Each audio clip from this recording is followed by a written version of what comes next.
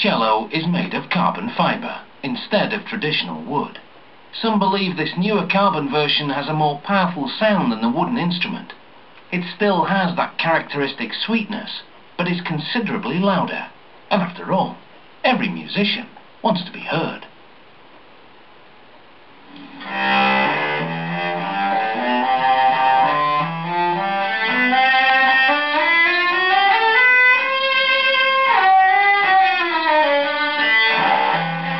The carbon cello is the masterstroke of a Boston symphony cellist who noticed waves resonate loudly against carbon fibre bolts.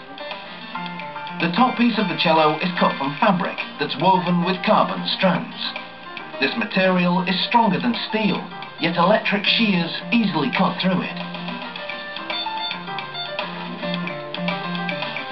Numerous top cello pieces are cut out and then set aside while work continues on another section of the instrument. Special resin is brushed onto a fiberglass mould of the cello's back, ribs and neck. The mould has been pre-waxed to keep the resin from sticking to it.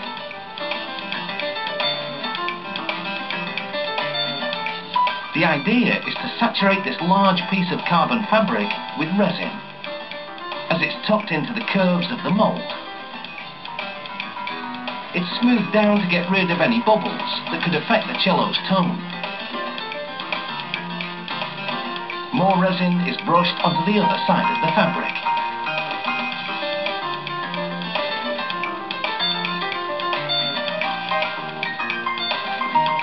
Any surplus is sponged away.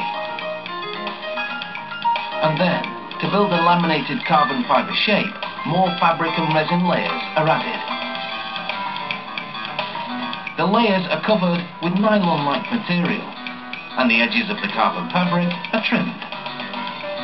Next, perforated plastic is placed on the nylon, and absorbent batting is piled on top of that. A vacuum pump is installed, and a large plastic vacuum bag is draped over everything. Then the vacuum is activated. It sucks out the air and any excess resin. The perforated plastic controls the amount and the batting absorbs it.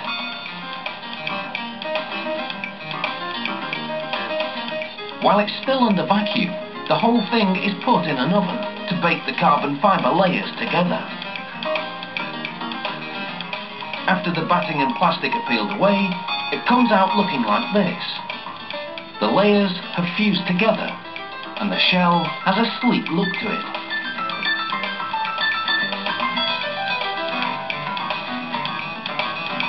The cello's top piece is laminated in a mould and baked until it's also hard. Using a bandsaw, the ragged edges are trimmed off and sanded for a smooth finish.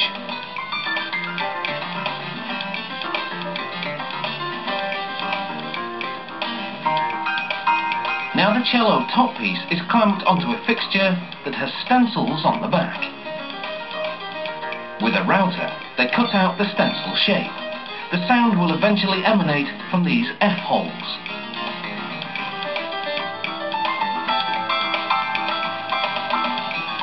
The company label is glued to the inside of the cello's back section.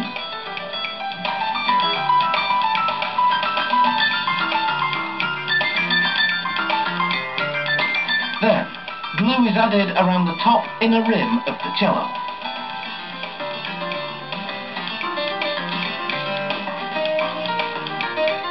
The back is taped tightly in place while it hardens.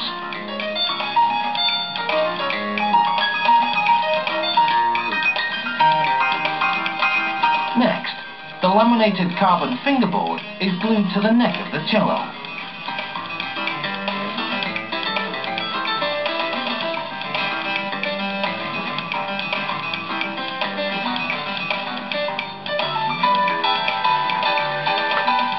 Holes are drilled into the peg box, and pegs which are used to tighten the strings are inserted. Soon, this cello will be more than just a shell. Coming up, they raise the curtain on its inner workings.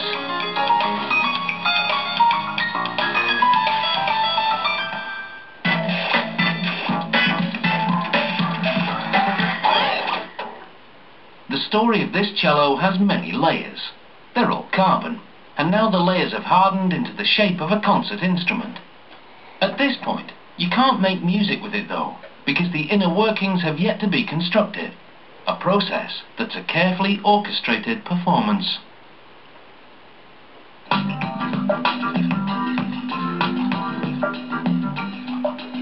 The cello frames need a bit of bodywork. They're roughed up with sandpaper.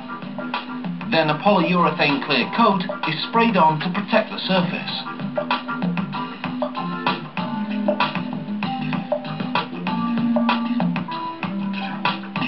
Then it's over to the string specialist, called a luthier.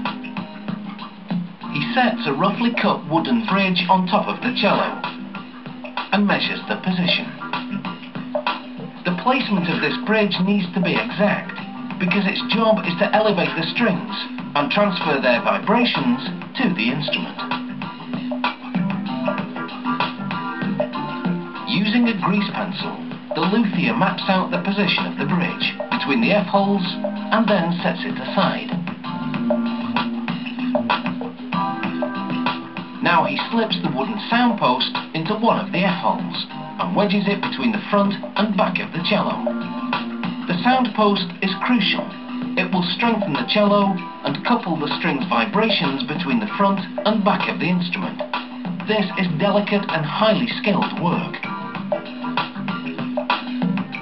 He measures to determine if the sound post is on the mark. If it's off by even a millimetre, he adjusts it a bit more.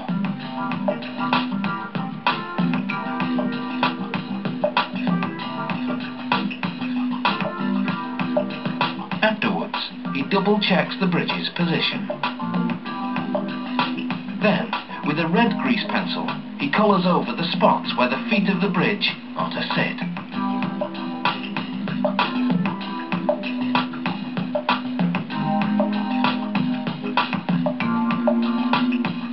He presses the bridge's feet into the grease marks, and this makes red smears on the feet. The smears tell him where to shave the wood, so that it will fit perfectly onto the cello. The bridge doesn't get glued down. It's held in place only by the tension of the strings.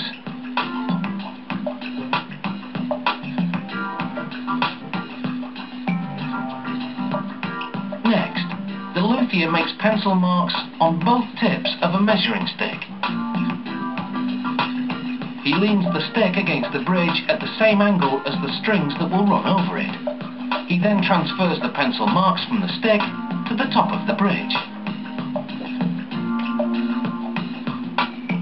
He rounds off the marks by penciling around a template, and then he carves the bridge down to size. He planes it down to make it thinner. With a file, he cuts grooves to cradle the strings.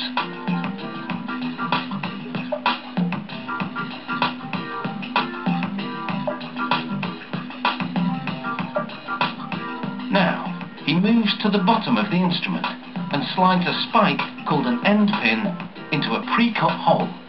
The end pin will rest on the floor, steadying the cello. He lassos the end pin with plastic rope, which is attached to the tailpiece, and he rests the tailpiece on the belly of the cello. He pulls the steel strings from the pegs and hooks them onto the tailpiece. Like most classical string instruments, the cello has 4 strings.